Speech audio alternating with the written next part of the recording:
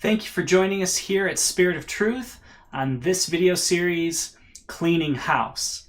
This time we're going to be talking about Prolegomena Part 3, which is the Theological Method.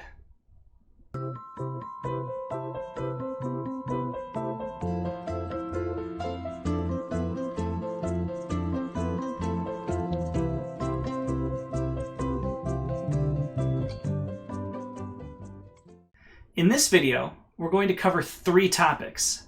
First, we're going to look at the Bebbington quadrilateral. This is going to help us understand why we do theology and what our goals should be. Second, we're going to take a look at the Wesleyan quadrilateral. This is going to allow us to assess where we get our theology from and how we know it's true.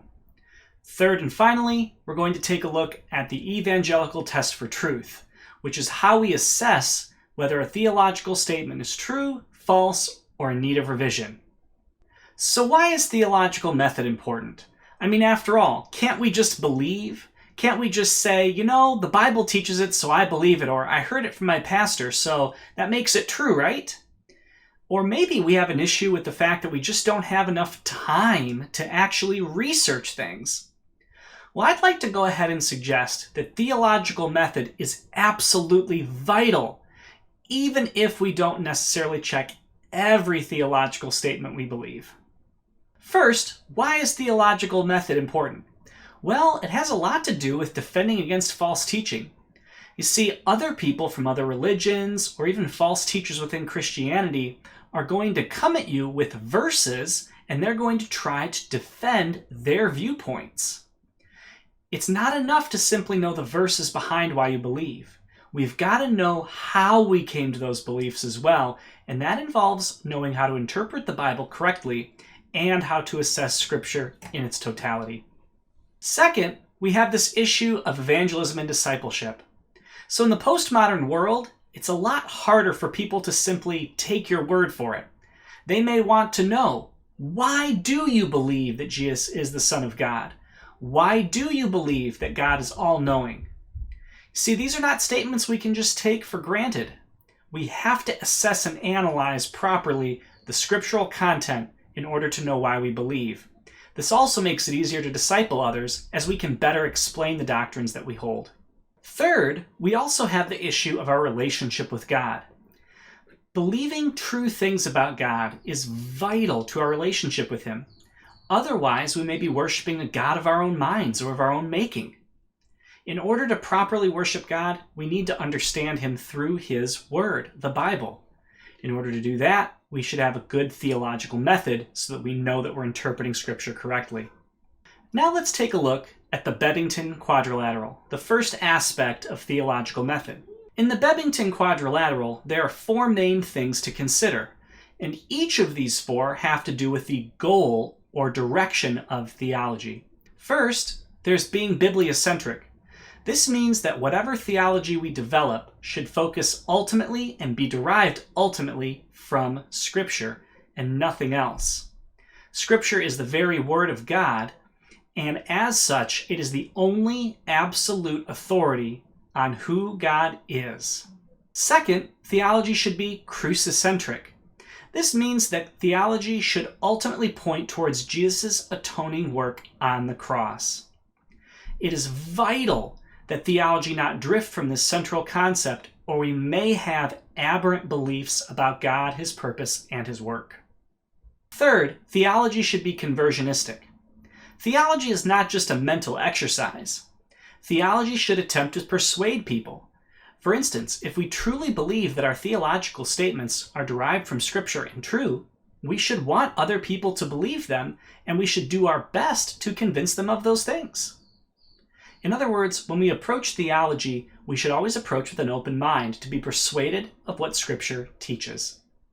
Fourth, theology should also be evangelistic. This means that theology should ultimately have an emphasis on evangelism, on being able to evangelize, on assisting in evangelism, as well as discipleship. As we develop theology, we should have discipleship in mind, the impartation of what we now know to be true to other people. This then forms the Bebbington quadrilateral, or purpose of theology. Next, I'd like to take a look at the Wesleyan quadrilateral. The Wesleyan quadrilateral is going to assess how we generate theological statements and how we maintain them. First, revelation is the most important aspect about our theological method. This simply means that all theological statements must ultimately come from revelation.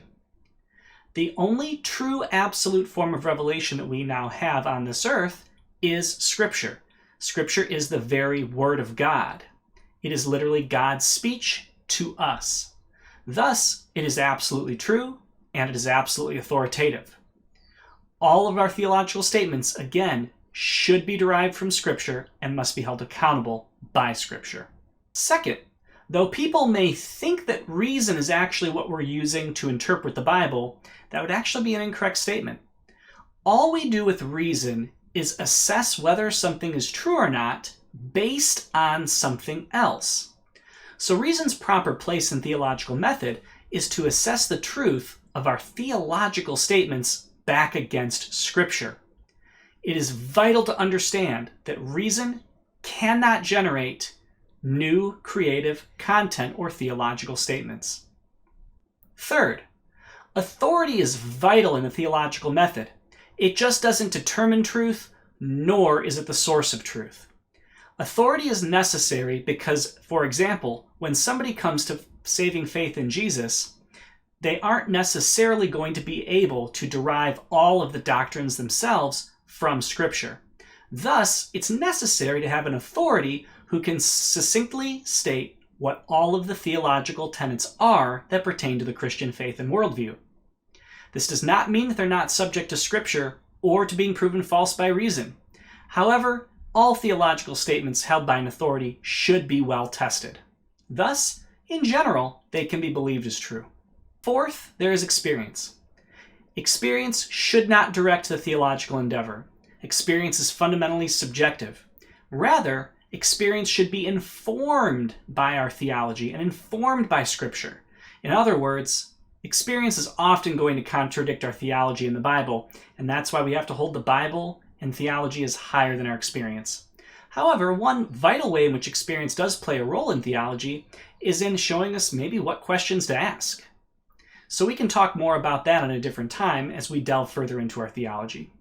Next, I'd like to talk a little bit about how we actually go developing theology. So if you actually want to go and believe something new about God or Christianity, these are the steps you'd have to take. First, you have to examine and assess all of the biblical material.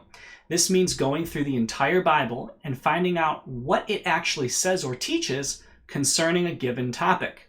You then have to assess these statements from Scripture, and you have to organize them and unify them together. After you've done that, it's worth looking at the cultural and historical understanding of these concepts and topics as has happened over the last 2,000 years of Christian history. Next, you would essentially discover the essence of the core doctrine you're trying to articulate, and then represent it properly in a contemporary cultural setting. This does not mean, however, that you contextualize it to say something different than what Scripture actually says, but it does mean that you express it in a language that's understandable to the people group you're trying to reach. Finally, you want to organize your doctrine around a central motif. For example, some common ones that are often used would be the glory of God, or the salvific and historical arc of redemption. Last, we're going to take a look at the evangelical test for truth. This is essentially how we evaluate theological statements. First, we have to recognize that divine revelation is the source of all truth for all theological statements. Second, we have to take a look at reason as the thing through which we assess the truth of those statements over and against Scripture, which serves as our verifying principle. In this model, logical consistency is a negative test for truth. In other words, if something's illogical, it doesn't really count as true. And finally, coherence is a subordinate test for truth. Things need to be coherent to be true, but not all things that are coherent are true. In conclusion, the Bebbington quadrilateral asserts that theology is derived from Scripture, focuses on Jesus' work on the cross, attempts to convince believers, and aids in discipleship and evangelism. The Wesleyan quadrilateral states that theological statements are formed from Scripture and tested using reason. Well-tested theology becomes accepted and disseminated by the church and informs our experiences. Next time on Cleaning House, we're going to examine the doctrine of the Word of God. In this conversation, we're going to discuss topics like, what is revelation and how do you know you have it? Thank you so much for joining us on this episode, and I look forward to seeing you next time.